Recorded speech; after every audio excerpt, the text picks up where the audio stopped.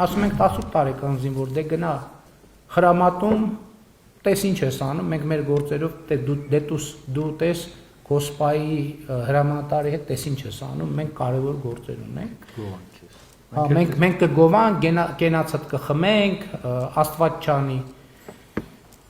եւ այլն։ Եվ այդտեղից եկավ այն գիտակցությունը, որ չի կարելի անվտանգության ամբողջ հոգսը դնել բանակի վրա։ Եվ մեզ անվտանգության էլի D30-ից ոչ D30, մեզ ընկալման փոփոխություն ա պետք։ Եվ մենք խնդիր դրեցինք, որ բանակը անվտանգության ապահովման առաջին մեխանիզմից իրան բանակի դիմաց նոր բուֆերներ ավելացնենք, որ բանակը առաջին էշելոնը չլինի անվտանգության։ Եվ մենք այսօր շատ բարդ ճանապարհով հասել ենք, բայց հիմա հարցակից մենք ինչ շարակարգեր ենք դրել բանակի դիմաց։ Առաջին շարակարգը դա լեգիտիմությունն է, հարգելի գործընկերներ։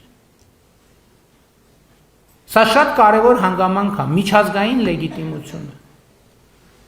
որովհետև ուրիշ բան է, երբ որ պետությունը եւ բանակը իր խնդրով հենված է միջազգային լեգիտիմության վրա, ելի եմ ասում,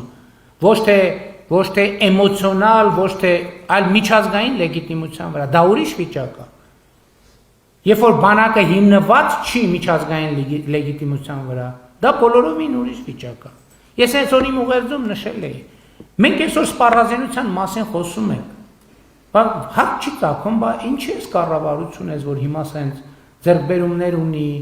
եւ ի ցույց է դնում, ինչի է նույն սպառազինության ձեռքբերումները չի արել 18 թվին, 19 թվին, 20 թվին, 21 թվին, 22 թվին։ Իսկ չեն կարել մի պատճառով։ Ուզեցել ենք, բայց չեն կարողացել։ Որտեղ միջազգային գործընկերները մեզ ասել են, շատ միջազգային գործընկերներ մեզ ասել են, մենք չենք կարող ձեզ զենք վաճառել, կներեք, որտեղ մենք վստահ չենք, որ դուք մեզնից ձեռք բերած զենքը կիրառելու եք կամ տեղակայելու եք ձեր միջազգայինորեն ճանաչված տարածքի ներսում։ Հավանիչ տեսանյութը եւ բաժանորդագրվիչ նորությունները բաց չթողնելու համար